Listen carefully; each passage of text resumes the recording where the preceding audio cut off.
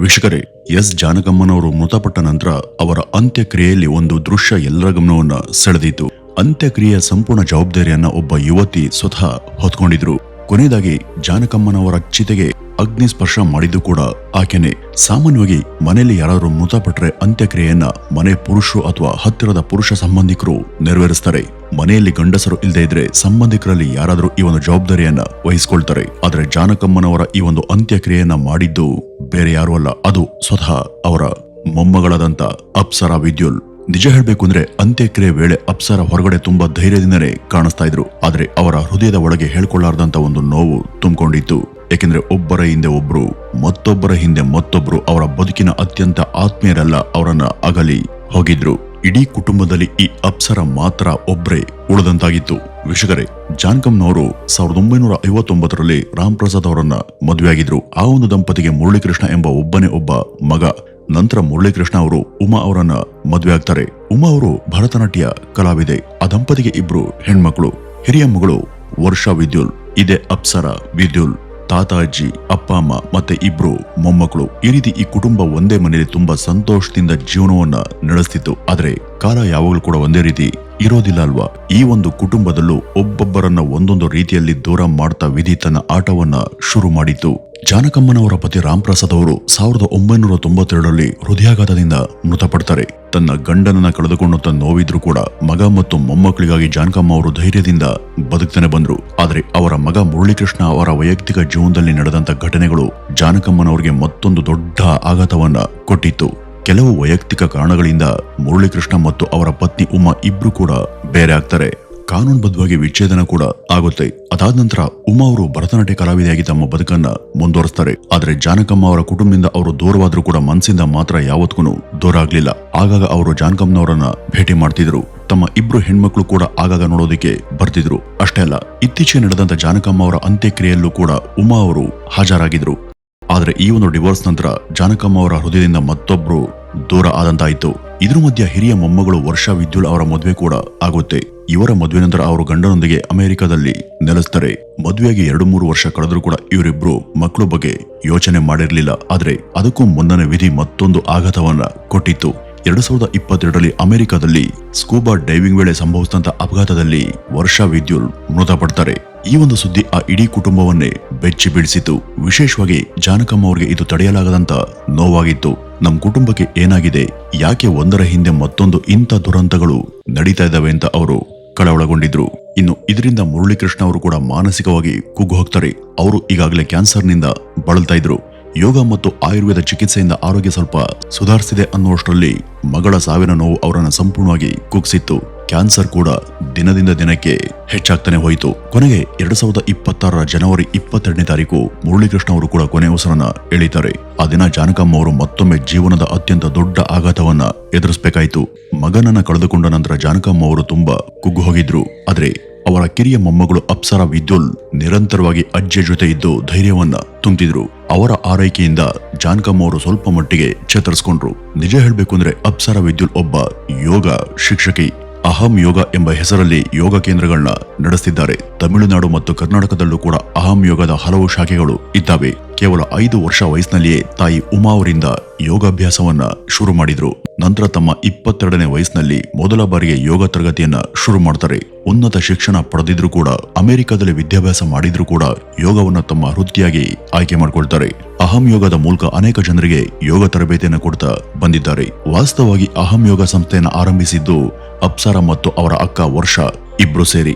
ಆದ್ರೆ 2022ರಲ್ಲಿ ವರ್ಷ ಅವರು ತೀರು ಹೋದಾಗ ಈ ಒಂದು ಸಂಸ್ಥೆಯ ಸಂಪೂರ್ಣ ಜವಾಬ್ದಾರಿ ಅಪ್ಸರಾ ಅವರ ಹೆಗಲಿಗೆ ಬಂದಿತ್ತು. ಆದ್ರೂ ಕೂಡ ಅವರು ಹಿಂದೆ ಸರಿಲಿಲ್ಲ. ಎಲ್ಲವನ್ನೂ ಕೂಡ ಒಬ್ಬರೇ ನಿಭಾಯಿಸ್ತಾ ಬಂದ್ರು. ಇದ್ರ ಮಧ್ಯ 2022ರ ಜನವರಿಯಲ್ಲಿ ಅಪ್ಸರಾ ಅವರು ಗಣೇಶ ಚಂದ್ರಶೇಖರ್ ಅವರನ್ನ ಮದುವೆ ಆಗ್ತಾರೆ. ಮದುವೆ ನಂತರ ಇಬ್ರು ಕೂಡ ಬೆಂಗಳೂರಲ್ಲೇ ನೆಲೆಸ್ತಾರೆ. ಆದ್ರೆ ಅಲ್ಲೇ ನೆಲೆಸಿದ್ರು ಒಂದ್ ಕಡೆ ಅಜ್ಜಿ ಜಾನಕಮ್ಮನವರ ಆರೋಗ್ಯದ ಬಗ್ಗೆ, ಇನ್ನೊಂದ್ ಕಡೆ ತಂದೆ ಮುರಳೀಕೃಷ್ಣ ಅವರ ಯೋಗಕ್ಷೇಮದ ಬಗ್ಗೆ ಯಾವಾಗ್ಲೂ ಕೂಡ ಕಾಳಜಿಯನ್ನ ವಹಿಸ್ತಿದ್ರು.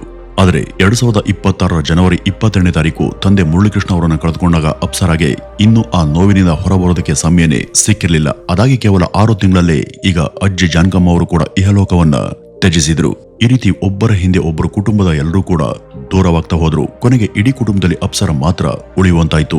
ಇದೇ ಕಾರಣಕ್ಕೆ ಜಾನಕಮ್ಮ ಅವರು ಬದುಕಿದ್ದಾಗಲೇ ಒಂದು ಕೊನೆ ಆಸೆಯನ್ನ ವ್ಯಕ್ತಪಡಿಸಿದ್ರಂತೆ. ನಾನು ಸತ್ತ ನಂತರ ನನ್ನ ಅಂತ್ಯಕ್ರಿಯೆಯನ್ನ ನನ್ನ ಏಕೈಕ ಮೊಮ್ಮಗಳು ಅಪ್ಸರಳೆ ಮಾಡಬೇಕು ಅಂತ ಅವರು ಕೇಳ್ಕೊಂಡಿದ್ರಂತೆ. ಅವರ ಕೊನೆಯ ಆಸೆಯನ್ನ ಗೌರವಿಸಿ ಅಪ್ಸರ ವಿದ್ಯುಲ್ ಅವರೇ ಜಾನಕಮ್ಮ ಅವರ ಎಲ್ಲ ಅಂತ್ಯಕ್ರಿಯೆಯನ್ನ ನೆರವೇರಿಸಿದ್ರು. ಆದರೆ ಜಾನಕಮ್ಮ ಅವರ ಅಂತ್ಯಕ್ರಿಯೆಯಲ್ಲಿ ಇನ್ನೂ ಕೂಡ ಒಂದು ಘಟನೆ ಎಲ್ಲರ ಗಮನವನ್ನ ಸೆಳೀತು. ಮೊಮ್ಮಗಳು ಅಪ್ಸರ ಅಂತ್ಯಕ್ರಿಯೆ ನಡೆಸಿದ್ರೆ ಅದು ಸಹಜ, ಆದ್ರೆ ಯಾವುದೇ ರಕ್ತ ಸಂಬಂಧ ಇಲ್ಲದಂತ ಕುಟುಂಬದವರು ಅಲ್ಲಂತ ನವೀನ್ ಎಂಬ ವ್ಯಕ್ತಿ ಜಾನಕಮ್ಮ ಅವರ ಸಾವಿನಿಂದ ಸಂಪೂರ್ಣ ಕುಗ್ಗ್ ಹೋಗಿದ್ರು. ಜಾನಕಮ್ಮ ಅವರ ಆರೋಗ್ಯ ಹದಗೆಟ್ಟಾಗ ಮೊದಲು ಅವರನ್ನ ಆಸ್ಪತ್ರೆಗೆ ಕರ್ಕೊಂಡು ಹೋಗಿದ್ದೆ ಈ ನವೀನ್. ಕೊನೆಯ ಕ್ಷಣದವರೆಗೂ ಜೊತೆಲಿ ಇದ್ದದ್ದು ಇದೇ ನವೀನ್. ಅಷ್ಟೇ ಅಲ್ಲ, ಜಾನಕಮ್ಮ ಅವರ ಪಾರ್ಥಿವ ಶರೀರವನ್ನ ಇಟ್ಟಿದ್ದು ಕೂಡ ಇದೇ ನವೀನ್ ಮನೆಯಲ್ಲಿ. ಜಾನಕಮ್ಮನವರ ಅಂತ್ಯಕ್ರಿಯೆ ಕೂಡ ನವೀನ್ ಅವರಿಗೆ ಸೇರಿದಂತ ಫಾರ್ಮ್ ಹೌಸ್ ನಲ್ಲೇ ನಡೆಯಿತು. ಜಾನಕಮ್ಮನವರು ಬದುಕಿದ್ದಾಗಲೇ ನಾನು ಸತ್ತ ನಂತರ ನನ್ನ ಅಂತ್ಯಕ್ರಿಯೆಯನ್ನ ನವೀನ್ ಅವರ ಫಾರ್ಮ್ ಹೌಸ್ ನಲ್ಲೇ ಮಾಡಿ ಅಲ್ಲೇ ನನ್ನ ಹೆಸರಲ್ಲೇ ಒಂದು ಸ್ಮಾರಕ ನಿರ್ಮಿಸಿ ಅಂತ ತಮ್ಮ ಮೊಮ್ಮಗಳು ಅಪ್ಸರ ಬಳಿ ಹೇಳ್ಕೊಂಡು ಆ ಜವಾಬ್ದಾರಿಯನ್ನ ನವೀನ್ ಅವ್ರಿಗೇನೆ ಒಪ್ಪಿಸಿದ್ರಂತೆ. ವೀಕ್ಷಕರೇ, ಇದನ್ನ ಕೇಳಿದ ನಂತರ ಅನೇಕರ ಮನಸ್ಸಲ್ಲಿ ಒಂದು ಪ್ರಶ್ನೆ ಮೂಡಬಹುದು. ಈ ನವೀನ್ ಯಾರು? ಈ ಜಾನಕಮ್ಮಗೂ ಮತ್ತು ನವೀನ್ಗೂ ಏನ್ ಸಂಬಂಧ? ಸ್ವಂತ ಮಗ ಕೂಡ ಅಲ್ಲ, ಬಂಧು ಕೂಡ ಅಲ್ಲ. ಹಾಗಿದ್ರೆ ಜಾನಕಮ್ಮ ಅವರು ಇವರನ್ನ ತಮ್ಮ ಮಗನಂತೆ ಯಾಕೆ ನೋಡ್ಕೊಳ್ತಿದ್ರು? ಈ ಒಂದು ಪ್ರಶ್ನೆಗೆ ಉತ್ತರವನ್ನು ಹುಡುಕ್ತಾಗ ಬಹಳ ಆಸಕ್ತಿಕರ ಸಂಗತಿಗಳು ಬೆಳಕಿಗೆ ಬಂದವು. ಈ ನವೀನ್ ಮತ್ತು ಜಾನಕಮ್ಮ ಅವರ ಪರಿಚಯ ಇತ್ತೀಚಿನದಲ್ಲ, ಸುಮಾರು 34 ವರ್ಷಗಳ ಹಿಂದಿನದು. ಆಗ ನವೀನ್ಗೆ ಕೇವಲ 12 ವರ್ಷ ವಯಸ್ಸು. ಆ ಒಂದು ಚಿಕ್ಕ ವಯಸ್ಸಿನಲ್ಲಿ ಅವರು ಜಾನಕಮ್ಮ ಅವರ ಧ್ವನಿಗೆ ದೊಡ್ಡ ಅಭಿಮಾನಿಯಾಗಿದ್ರು. ಒಮ್ಮೆಯಾದ್ರೂ ಅವರನ್ನ ಭೇಟಿ ಮಾಡಲೇಬೇಕು ಎಂಬ ಆಸೆಯಿಂದ ಮನೆಯವರಿಗೆ ಹೇಳಿದನೆ ಕರ್ನಾಟಕದಿಂದ ನೇರವಾಗಿ ತಮಿಳುನಾಡಿನ ಚೆನ್ನೈಗೆ ಹೊರಟ್ಬಿಟ್ರು. ಆ ಒಂದು ಸಮಯದಲ್ಲಿ ಜಾನಕಮ್ಮ ಅವರು ಚೆನ್ನೈನ ಅಭಿರಾಮಪುರಂನಲ್ಲಿ ವಾಸ ಮಾಡ್ತಿದ್ರು. ಆದ್ರೆ ಆ ಮನೆಯ ವಿಳಾಸ ನವೀನ್ಗೆ ಗೊತ್ತಿರಲಿಲ್ಲ.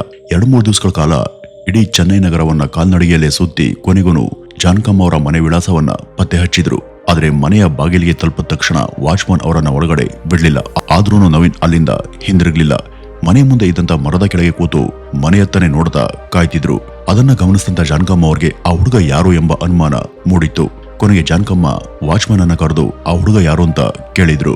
ಆಗ ವಾಚ್ಮನ್, ಮೇಡಮ್ 2-3 ದಿವಸದಿಂದ ನಿಮ್ಮನೆ ನೋಡ್ಬೇಕು ಅಂತ ಅಲ್ಲೇ ಕೂತಿದ್ದಾನೆ, ಎಷ್ಟು ಹೇಳಿದ್ರು ಕೂಡ ಹೋಗ್ತಿಲ್ಲ ಅಂತ ವಾಚ್ಮನ್ ಹೇಳಿದಾಗ ಅದನ್ನ ಕೇಳದಂತ ಜಾನಕಮ್ಮ ತಕ್ಷಣ ನವೀನ್ ಅವರನ್ನ ಮನೆಯೊಳಗೆ ಕರೆದಿದ್ರು. ನಂತರ ನೀನ್ ಯಾರು, ಎಲ್ಲಿಂದ ಬಂದೆ ಅಂತ ವಿಚಾರಣೆ ಮಾಡಿದಾಗ ನವೀನ್ ತಮ್ಮ ಮನಸ್ಸಿನಲ್ಲಿ ಇದ್ದಂತ ಮಾತನ್ನ ಹೇಳ್ಕೊಂಡ್ರು. ನಿಮ್ಮ ಹಾಡುಗಳನ್ನ ಕೇಳಿ ನಿಮ್ಗೆ ದೊಡ್ಡ ಅಭಿಮಾನಿಯಾಗಿದ್ದೇನೆ, ಒಂದ್ಸಾರಿ ಆದ್ರೂ ನಿಮ್ಮನ್ನ ನೋಡ್ಬೇಕು ಅಂತ ಅನಿಸ್ತು, ಅದಕ್ಕೇನೆ ಕರ್ನಾಟಕದಿಂದ ಬಂದಿದ್ದೀನಿ ಅಂತ ನವೀನ್ ಹೇಳ್ಕೊಂಡಿದ್ರು. ಒಬ್ಬ ಪುಟ್ಟ ಅಭಿಮಾನಿಯ ಪ್ರೀತಿ ಮತ್ತು ಅಭಿಮಾನವನ್ನ ಕಂಡು ಜಾನಕಮ್ಮ ಅವರ ಮನಸ್ಸು ಕರಗಿತ್ತು. ತಕ್ಷಣ ಮನೆಯವರನ್ನ ಕರೆದು ನವೀನ್ಗೆ ಹೊಸ ಬಟ್ಟೆಗಳನ್ನ ತಂದ್ಕೊಟ್ರು. 2 ದಿವಸಗಳ ಕಾಲ ತಮ್ಮ ಮನೇಲೆ ಇಟ್ಕೊಂಡು ಊಟ ಮಾಡಿಸಿದ್ರು. ನಂತರ ಅವರ ಮನೆಯವರಿಗೆ ಮಾಹಿತಿ ಕೊಟ್ಟು ಸುರಕ್ಷಿತವಾಗಿ ಬೆಂಗಳೂರಿಗೆ ಕಳಿಸ್ಕೊಟ್ರು. ಆದ್ರೆ ಅಲ್ಲಿಂದ ಶುರುವಾದಂತ ಈ ಒಂದು ಪರಿಚಯ ಜೀವನ ಪೂರ್ತಿ ಮುಂದುವರಿಯಿತು. ಈ ನವೀನ್ ಪ್ರತಿ ವರ್ಷ ತಮ್ಮ ಹುಟ್ಟು ಹಬ್ಬದ ದಿವಸ ಜಾನಕಮ್ಮನವರ ಆಶೀರ್ವಾದ ಪಡೆಯೋದಕ್ಕೆ ಬರ್ತಿದ್ರು. ಹಾಗೇನೆ ಜಾನಕಮ್ಮನವರ ಹುಟ್ಟು ಹಬ್ಬಕ್ಕೂ ತಪ್ಪದೆ ಶುಭಾಶಯ ತಿಳಿಸ್ತಿದ್ರು. ಅವರ ಸಂಗೀತ ಕಾರ್ಯಕ್ರಮಗಳಿಗೆ ಹಾಜರಾಗ್ತಿದ್ರು. ಕುಟುಂಬದ ಯಾವುದೇ ಶುಭ ಕಾರ್ಯ ಇದ್ರೂ ಕೂಡ ನವೀನ್ ಅಲ್ಲಿ ಇರ್ತಿದ್ರು. ಈ ರೀತಿ ವರ್ಷಗಳು ಕಳೆದಂತೆ ನವೀನ್ ಜಾನಕಮ್ಮನವ್ರ ಮನೆಯಲ್ಲಿ ಒಬ್ಬ ಸದಸ್ಯನಂತೆನೆ ಆಗ್ಬಿಟ್ರು. ಒಂದ್ ರೀತಿ ಜಾನಕಮ್ಮನವರು ಈ ನವೀನ್ ನನ್ನ ಮಗನಂತೆ ನೋಡೋದಕ್ಕೆ ಶುರು ಮಾಡಿದ್ರು. ಇಷ್ಟೇ ಅಲ್ಲ, ಎಸ್ ಜಾನಕಿ ಚಾರಿಟಬಲ್ ಟ್ರಸ್ಟ್ ಅನ್ನ ಸ್ಥಾಪನೆ ಮಾಡಿ ಮೈಸೂರಲ್ಲಿ ಹಲವಾರು ಸಾಮಾಜಿಕ ಸೇವಾ ಕಾರ್ಯಕ್ರಮಗಳನ್ನು ಕೂಡ ನಡೆಸ್ತಾ ಬಂದ್ರು. ಈ ನವೀನ್ ಅವ್ರಿಗೆ ಪವನ್ ಎಂಬ ಮತ್ತೊಬ್ಬ ಸ್ನೇಹಿತ ಇದ್ದ. ಈ ನವೀನ್ ಮೂಲಕ ಪವನ್ ಕೂಡ ಜಾನಕಮ್ಮನವರ ಅಭಿಮಾನಿಯಾದ್ರು. ಇಬ್ರು ಸೇರಿ ಮೈಸೂರಲ್ಲಿ ಎಸ್ ಜಾನಕಿ ಫರ್ನಿಚರ್ ಅಂಡ್ ಟಿಂಬರ್ಸ್ ಎಂಬ ಒಂದು ಅಂಗಡಿಯನ್ನ ಶುರು ಮಾಡಿದ್ರು. ಈ ರೀತಿ ಒಬ್ಬ ಅಭಿಮಾನಿಯಾಗಿ ಶುರುವಾದಂತ ಈ ಒಂದು ಸಂಬಂಧ ಕ್ರಮೇಣ ಒಬ್ಬ ಆತ್ಮೀಯ ಕುಟುಂಬದ ಸಂಬಂಧವಾಗಿ ಬೆಳೆದಿತ್ತು. 2017 ಅಕ್ಟೋಬರ್ 28ನೇ ತಾರೀಕು ಜಾನಕಮ್ಮ ಅವರು ತಮ್ಮ ಗಾಯನ ಜೀವನಕ್ಕೆ ಅಧಿಕೃತವಾಗಿ ವಿದಾಯವನ್ನ ಹೇಳ್ತಾರೆ. ಅದಾದ ನಂತರ ತಮ್ಮ ಉಳಿದಂತ ಜೀವನವನ್ನ ಮೈಸೂರಿನಲ್ಲಿ ಕಳೆಯಬೇಕು ಅಂತ ನಿರ್ಧರಿಸ್ತಾರೆ. ಹೈದರಾಬಾದ್ ನಲ್ಲಿ ಅವರಿಗೆ ಅತ್ಯಂತ ಐಷಾರಾಮಿ ಬಂಗ್ಲೆ ಇದ್ರೂ ಕೂಡ ಅದನ್ನ ಬಿಟ್ಟು ಮೈಸೂರಿಗೆ ಬರೋದಕ್ಕೆ ಅವರಿಗೆ 2 ಪ್ರಮುಖ ಕಾರಣಗಳು ಇದ್ವು. ಮೊದಲನೇದು, ಈ ಮೈಸೂರು ಅವರ ಪತಿ ರಾಮ್ ಪ್ರಸಾದ್ ಅವರ ಸ್ವಗ್ರಾಮ.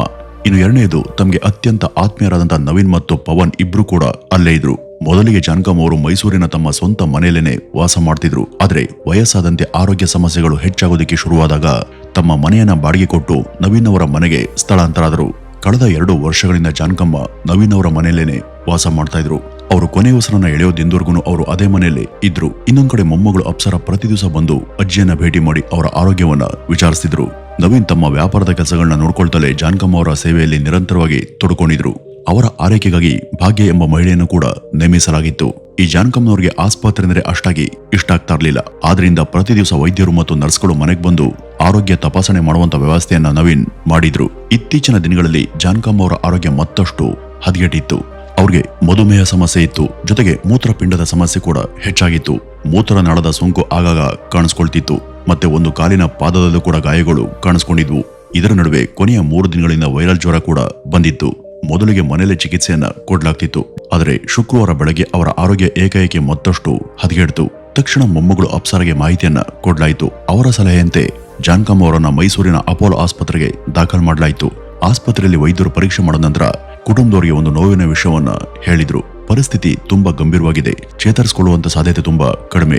ಕುಟುಂಬದವರು ಮತ್ತು ಬಂಧು ಬಳಗದವರಿಗೆ ಮಾಹಿತಿಯನ್ನ ಕೊಡಿ ಅಂತ ವೈದ್ಯರು ಹೇಳಿದ್ರು.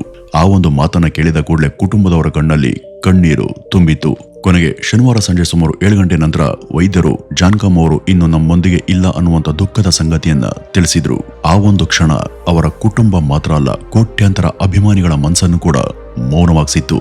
ನಂತರ ಅವರ ಕೊನೆ ಆಸೆಯಂತೆ ನವೀನ್ ಅವರ ಫಾರ್ಮ್ ಹೌಸ್ ನಲ್ಲಿ ಅವರ ಅಂತ್ಯಕ್ರಿಯೆಗಳನ್ನ ನೆರವೇರಿಸಲಾಯಿತು. ವೀಕ್ಷಕರೇ, ಜೀವನದಲ್ಲಿ ಸಾವಿರಾರು ಅಭಿಮಾನಿಗಳು ಸಿಗಬಹುದು, ಆದ್ರೆ ಒಬ್ಬ ಅಭಿಮಾನಿಯನ್ನ ಸ್ವಂತ ಮಗನಂತೆ ಹತ್ರ ಮಾಡಿಕೊಂಡು ಕೊನೆ ಕ್ಷಣದವರೆಗೂ ತನ್ನ ಜೀವನದ ಭಾಗವಹಿಸಿಕೊಂಡವರು ಬಹುಶಃ ಜಾನ್ಕಮ್ನವರು ಒಬ್ಬರೇ ಇರಬಹುದು ಅಂದ್ರೆ ಅದು ತಪ್ಪಾಗೋದಿಲ್ಲ.